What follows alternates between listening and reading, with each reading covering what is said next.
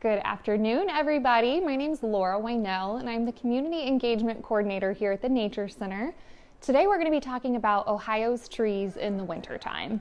So full disclosure, I am not a tree expert. I won't pretend to be a tree expert, but I do love teaching people about trees, especially in the wintertime, because I think in the wintertime, trees become really daunting and overwhelming for people.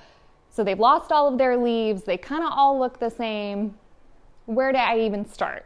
So I have some useful tips and tricks for identifying trees in wintertime. So if you have questions about that, go ahead and drop them in the chat. But before we get started, just kind of a brief overview of our trees here in Ohio and why they lose their leaves in the wintertime in the first place. So here in Ohio, we kind of have two tree types, and those are deciduous trees. Let me get my little props here. And our deciduous trees are our trees that are bare right now. So they've lost their leaves. They lose their leaves every winter. This is kind of their general life cycle in terms of leaves. So in the summertime, they're nice and green and full of leaves. In the fall, their leaves typically turn a different color as the chlorophyll drops out of the leaves.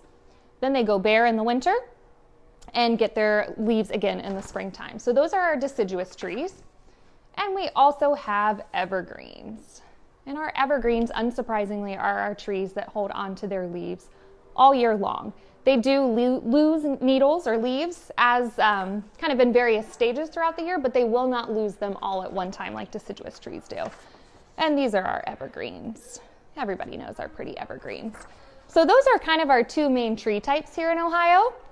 The reason why deciduous trees lose their leaves has mostly to do with water. So it's true that in the wintertime we have less sunlight available for them to photosynthesize.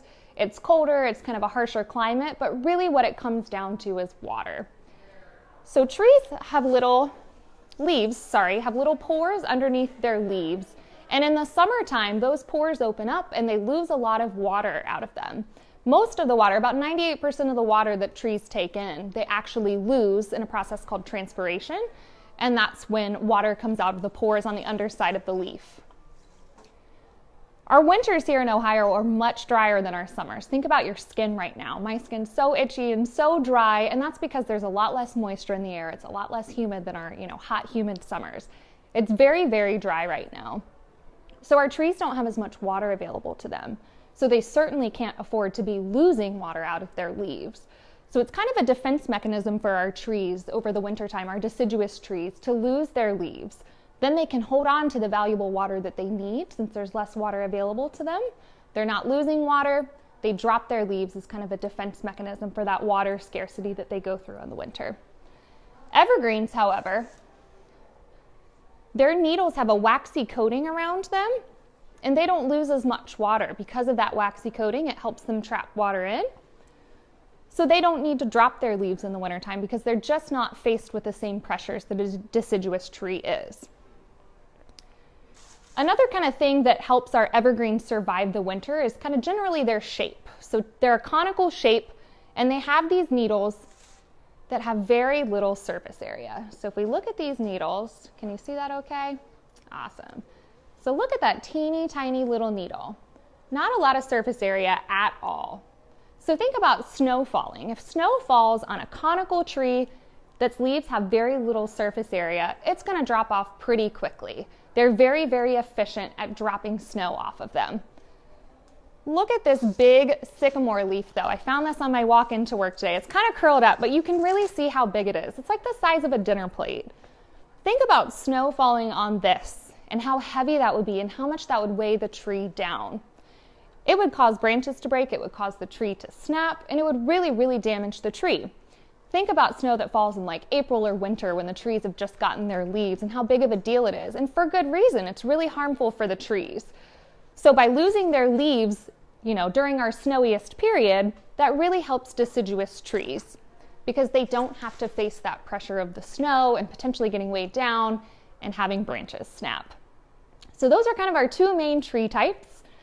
If we have any questions about that, drop them in the chat. I will go ahead and start on questions now. I know I've gotten one already from Sarah, and it is an excellent question and one that I just love to talk about.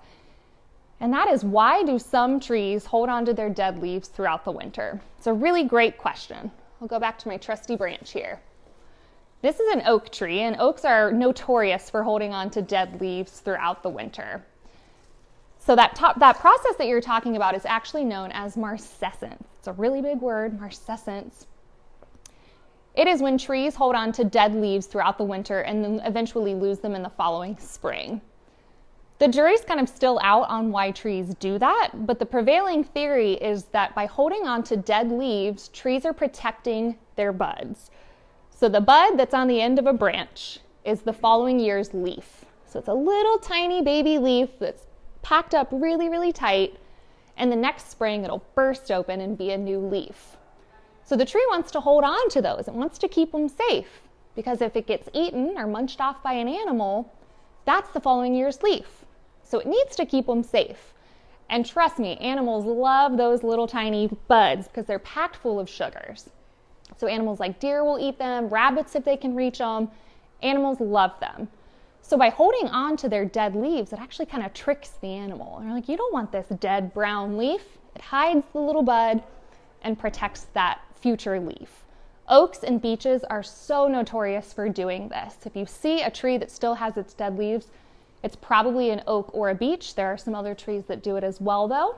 So that's marcescence. Do we have any other questions coming through? Awesome. Well, then I can go ahead and talk about how to identify trees in the wintertime. Awesome. So identifying trees in the wintertime, I know, is really tricky. Leaves are kind of the most useful tool that we have for identifying trees. And when they drop off of the trees, it becomes much, much harder to identify trees. I like to use this little rhyme called the 3 B's of winter trees to help me remember my wintertime trees. The first of the 3 B's is bark. This one can be tough, I know. Some trees to me, to the untrained eye, which is me, I think all look the same. So oaks, maples, ashes, they have a bark that looks really similar. So my advice is don't start with those trees. Start with the trees that are really, really easy. So beeches, for example. Beeches are one of the few trees we have in this region that just have a really smooth gray bark. Very, very smooth, doesn't have any bumps, doesn't have any ridges, doesn't have any grooves. Beech tree. Got it. Sycamores have a bark that looks like camouflage. So they peel off layers. They've got a white underlayer, a darker outer layer. It looks like camouflage. It peels off the tree. Sycamore is easy one. Shagbark hickory has bark that looks like it's shagged off, it's peeling off the tree, and it's really shaggy. So my advice is start with the really, really easy to identify ones, and then move to the harder ones that kind of all look similar. So that's your first B, that's your bark. Your second B is the buds. So as I talked about before, the buds are at the end of the branch, and that's the next year's leaf. It's packed up really, really tightly, and most buds look different. So if you're out in the tree, or if you're out in the woods and you're trying to identify a tree based off the buds, my advice is take a picture, go home and look up what that tree's buds look like. So a sugar maple, for example, has a brown pointed bud. A red maple has a red rounded bud. So most trees have a distinct looking bud. Take a picture of it, remember it later. That's one of your tricks. The last B is branching, and this one's kind of complicated. I brought a picture to explain this. So branching, we have alternate and opposite branching trees. For our alternate, these are trees whose branches and leaves come out of the stem at different places. See how they're different here? Opposite branching is when the leaves and the branches come out at the exact same place. Does that make sense? So I brought real life examples of that. This is opposite branching here.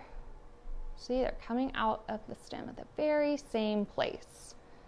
In alternate, I brought a branch, I don't know where it is though. This oak here though has opposite or alternate branching, I'm sorry. Coming out of the stem at different places. Here in Ohio, most of our trees have alternate branching. So if you see a tree that has opposite branching, that can be a helpful clue to you. It's probably one of only a few trees. There's a useful mnemonic device we can use. It's Mad Horse Buck. And these are our opposite branching trees. So those are maples, ashes, dogwoods, horse chestnuts, and buckeyes. Those are the only trees we have here that have opposite branching. So if you see a tree that's oppositely arranged, you know it's one of these. So you've automatically made your job of identifying a little bit easier. So that's your useful mnemonic device. Do we have another question come through? Darlene wanted to ask if we started tapping trees this week. Excellent question. Darlene wants to know if we started tapping trees this week. The answer is yes and no. We've tapped a couple trees kind of for educational and training purposes, but we'll really start our maple season next weekend. So this weekend, we have some public tapping programs that I think are unfortunately sold out, but you can check our website, cincynature.org. There might still be some openings available. But next week, we will really start tapping our trees for maple. And I'm happy to talk a little bit more about why that is, if people would like to know. But my advice is to sign up for one of our maple programs. Starting in a couple weeks, we'll really ramp up our season. Our maple trees rely on a flux of below freezing nights and above freezing days. So once we kind of consistently hit that temperature variant, that's when our maple sap will be really flowing for us. And there was some flowing yesterday too. We got to hear it. It was pretty cool. Any other questions? Somebody asked about the books in the background. The books in the background. Excellent question. I'm glad you asked. So these are all books that are available here in our nature shop. This one is a really, really good one. If you're not familiar with Doug Tallamy, if you're into trees, he is just kind of a wealth of knowledge on birds specifically, but kind of by proxy trees as well.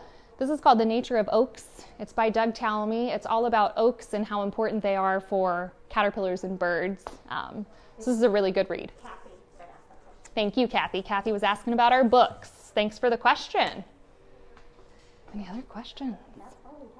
Awesome. Well, what do you guys want to know about? Anything?